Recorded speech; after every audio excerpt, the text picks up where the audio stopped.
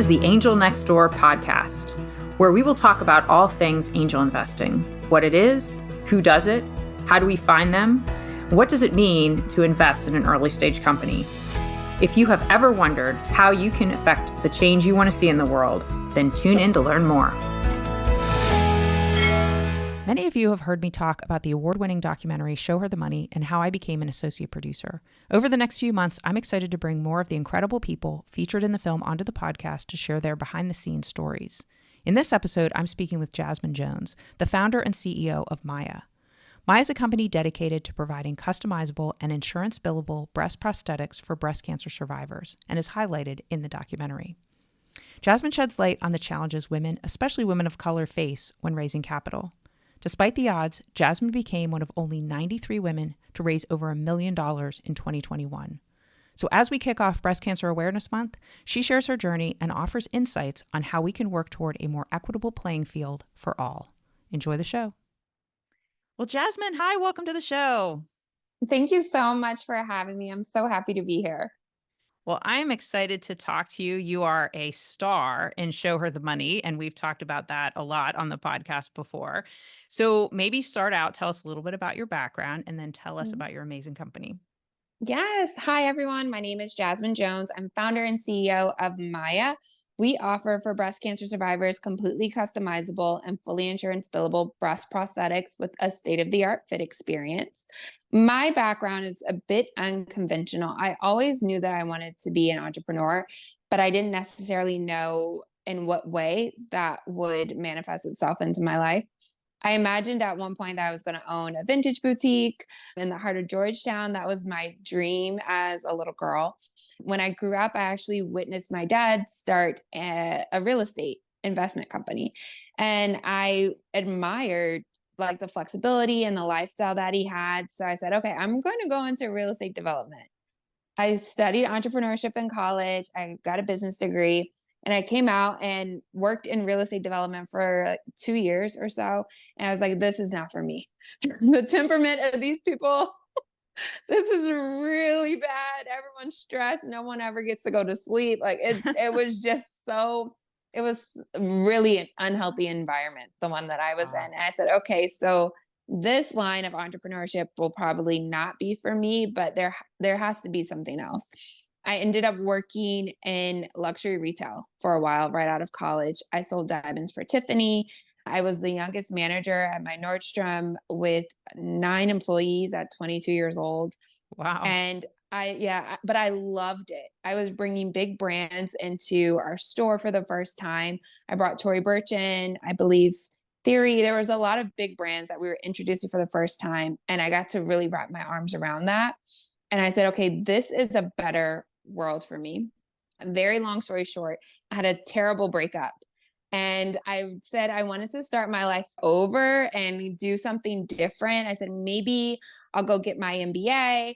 And I started studying for the GMAT, and I became obsessed with the process. And I said, you know what? I'm going to go to Harvard and I'm going to write a really great applicant letter. And the basis is going to be about my experience competing in a pageant. And if I win the pageant, that'll be a great ending to it. But if I don't, then I'll write about all the things I learned in this journey of starting my life over and trying. And I ended up being crowned Miss DC USA.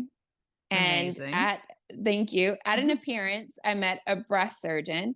And that breast surgeon and I were walking and talking. And she was telling me about this experience that her patients were having in buying mastectomy bras.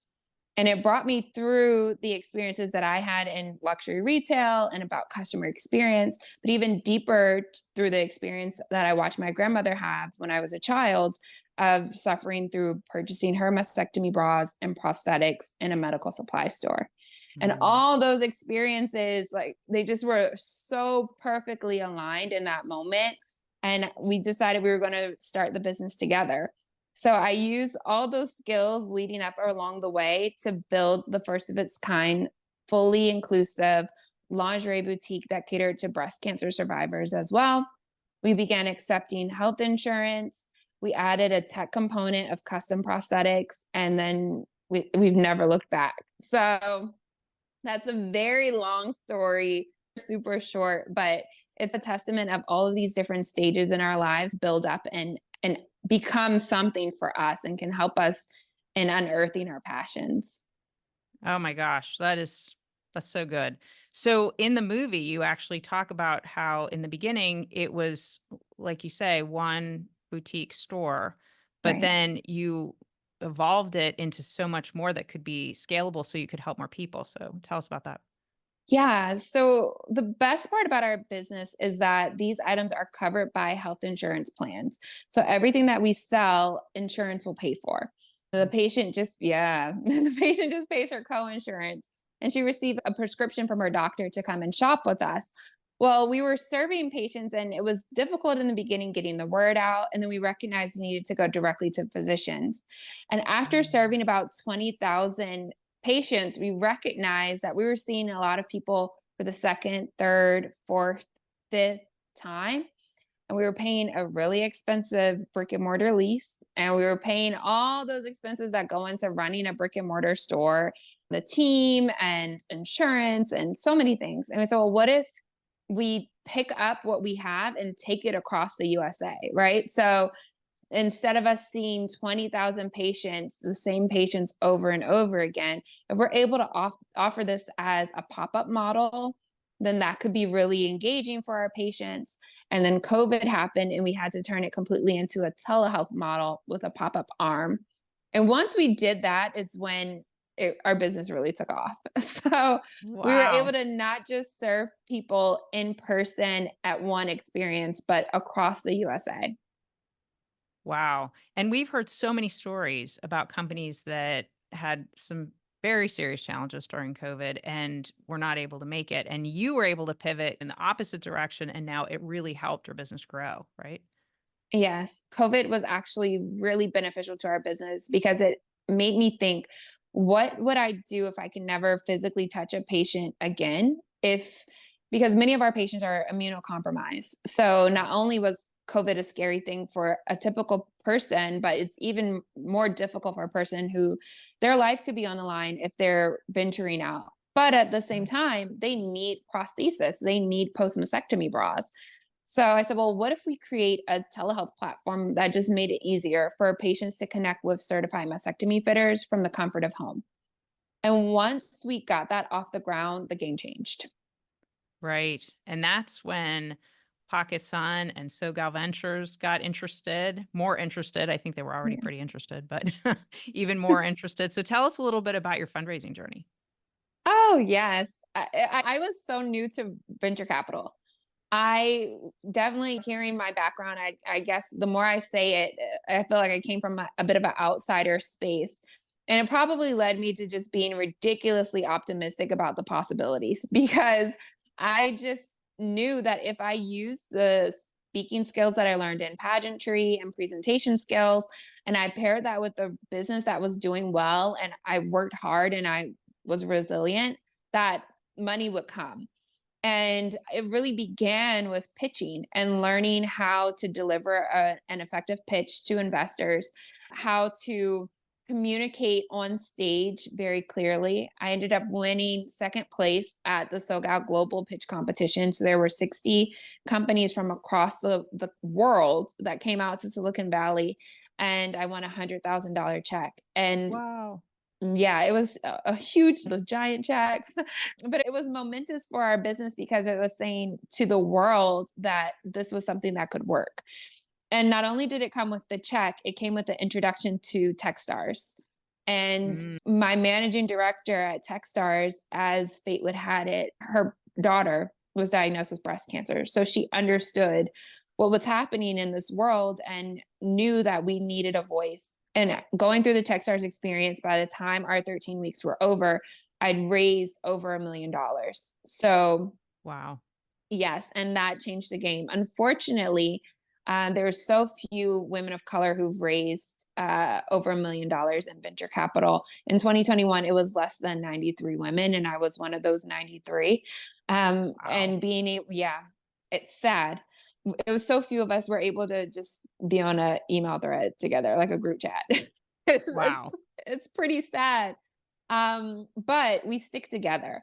And from that, we were able to really leverage relationships to pitch in front of other investors. And we ended up closing over $2.25 million.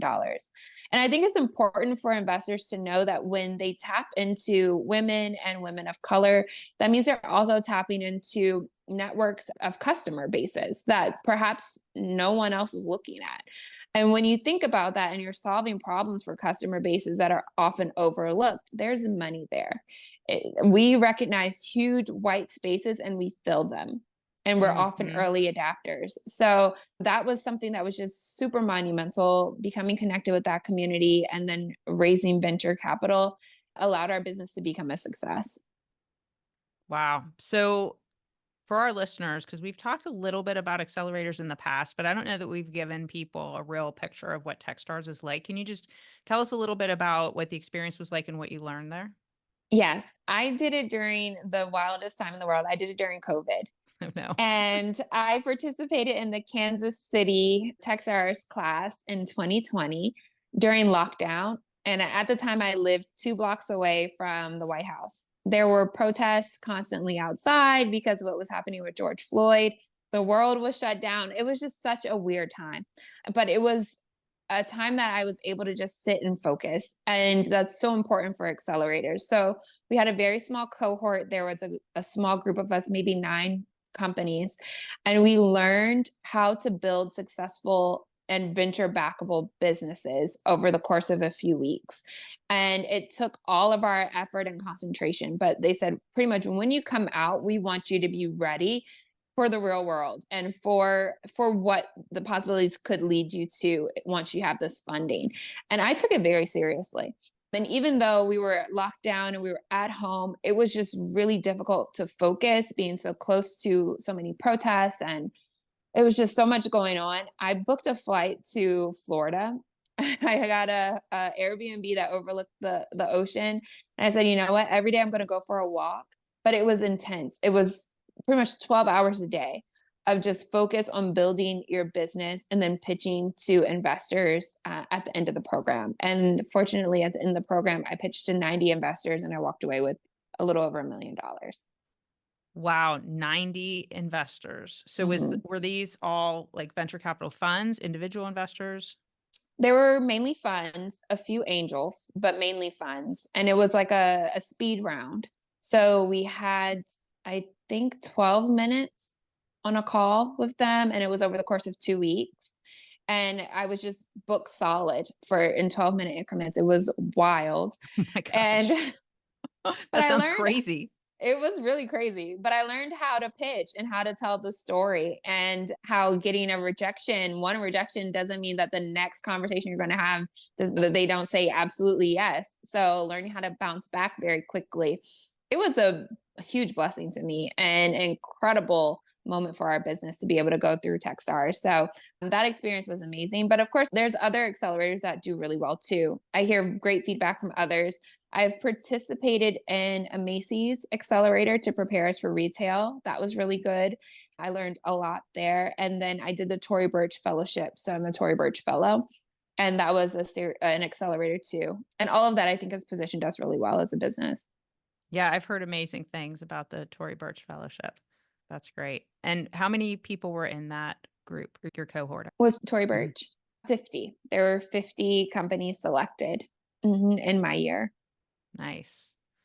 So tell us a little more about where Myya is today. You talked a lot about like how you grew it. A lot of it was during COVID, which is amazing. And you had to pivot. And so where are you today? We're on the cusp of a lot of really great things. I would say probably the most difficult thing we did was sunset our brick and mortar aspect of our business. But probably the best long term investment we've made was in sunsetting the brick and mortar of our business. Because after that, it's almost like building a completely separate aspect of your business that has to sustain itself. When we had a brick and mortar, we could almost guarantee daily sales by walk-in traffic, by patient referrals, by staying on the phones and giving them calls. Well, now that we're a telehealth business, we have to make sure we're top of mind for them, even if they're not driving by our space. So that has been really an interesting pivot for us, but one that I don't take lightly. But what we've done is actually worked in partnership now with local hospital centers and women health centers in the area. And we do pop-ups physically in their spaces, removing the clinical aspect and then instead engaging patients immediately post-operation. So at their 2-week post-op surgery, they come downstairs into our office and they're able to be fit for post-mastectomy bras and prosthetics. And we build a customer for life from that moment. So that's where we are. In a few weeks, I'll be pitching on a television show, which I'm really excited about. Ooh, that's exciting. Thank you. I can't say which one, but I'm excited about the opportunity to be able to put our business in front of a great panel of investors for potential investment. We're scaling into a major department store. Our intention is to have a brick and mortar presence using a department store as our anchor, because they need patients and customers and they have space, and we have patients and customers and we need space. Right. That's So a nice we're working combination. on, Yeah. right? So we're working through those conversations now. And then partnerships also with large, very large national cancer nonprofit organizations so that they're informing their patients as to the work that we do. And then we have 2 sort of top secret projects that we're working on too. So before the end of the year, you can expect to see those as rollout extensions of our brand. Wow. That's incredible. You're doing such amazing work, and I'm Yeah. all about doing good and doing well. And I think you're like the epitome of the do good while doing well philosophy. So just love what you're working on. So you have taken lots of different types of checks. I'm imagining you have venture capital funds who have LPs who they have to report to their LPs about things. I'm sure you've had individual angels come into your onto your cap table. What would you say is some of your lessons learned, or what would you maybe give as advice to an inspiring angel out there? Oh, I always recommend for founders to really choose angels and investors wisely. So if I were to give the advice to the angel or the investor, I would say to make sure you're a really great fit with that founder and that you can help them more than monetarily, but monetarily when it matters. And I would say for angels also to invest in companies that are fulfilling a purpose that is important to you. That way you can really be helpful in the ways that are necessary. Our best angels have provided for us connections, and that you can't put a dollar amount to. And when they're tied to our success, we can feel it and we know that they believe in us. And having those conversations with them when things are going well or when things are challenging and knowing that they have your back is really important. And it's easier for me to know that they have my back when I know that they're purpose driven just like me, and that it's more than just did you make your sales goal for the month, it's did you hit the impact and the reach that we know you're capable of. And I think that's really super, super important. So those are my 3 pieces of advice. Yeah, that's great. And I like that you're trying to do more than just show your effect with sales numbers, Yeah. because sometimes I think we get really caught up in what's your revenue, when are you going to be cash flow positive, all those good things. But just being able to say these are the amount of people that we've affected, these are the families that we've helped, that really hits the heartstrings more. Yeah. And it's about the journey for the Mhm. founder and for the angel. So, and we need each other. So we need to have each other's back. That's awesome. Well, Jasmine, thank you so much for joining us today. And we will make sure that we put in the show notes all the places to go to find all of your information about Myya and everything you're working on. Thank you very much for having me.